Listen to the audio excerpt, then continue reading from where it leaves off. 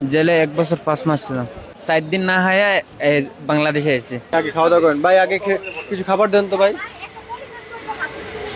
ভাই আগে কলা খান, জুস খান, যা খাইতে মন চায় তাই খান। সৌদি সফরজল থেকে কেন আসছেন, কেন অ্যারেস্ট করা হয়েছিল? মানে একটু গলত করছি এইখানে যাওয়ার টাইমে একজনের একটু বাজছে, বস এটা গলত সবারতে হয়। মানে একজনের সাথে একটু টাচ খাইছেন, বাস একটু টাচ হাঁটতে গিয়ে ধাক্কা ধাক্কা খাইছে, খাইছেন হ্যাঁ। সৌদির সাথে? সৌদির সাথে, হ্যাঁ। কোথায় এটা? এইটা কোন জায়গা থেকে? ওই একটা বাজারে, জিদ্দা জিদ্দা এসব। জেদ্দা বাজারে একটা সৌদির সাথে একটু ধাক্কা খাইছেন, হ্যাঁ। ওই ধাক্কার জন্য আপনাকে মূলত অ্যারেস্ট করে জেল দিয়ে দে। জেল দিয়েছে। কতদিন ছিলেন জেলে? জেলে 1 বছর 5 মাস ছিলাম। 1 বছর 5 মাস। 17 মাসে। 17 মাস। অপরাধ কি? শুধু সৌদির সাথে একটু ধাক্কা খাইছে। আপনি কি সৌদিরে মারছিলেন নাকি? না, ওই সৌদি এটা হইলো কি আরেক ধরনের, মানে এটার সাথে যদি একটু উল্টা পাল্টা হয়ে গেলে তাহলে তো হুকুমারে ধরাই দিবা।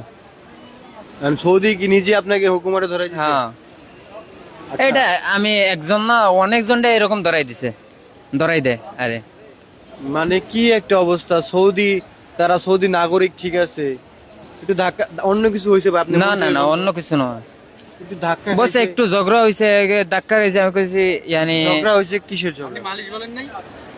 মালিক সেই সময়তে আমি এতটুকু আরবি জানি না, কারণ সৌদি আরবের একটা নিজাম কি আরবি যেটা ন জানে এটার লোকে অনেক গলত হয়।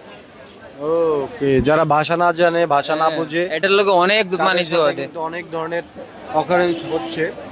আসলে কি করবো, বাংলাদেশি যারা আজনবী যাচ্ছে, তারা তো ভাষা শিখতেও টাইম লাগে।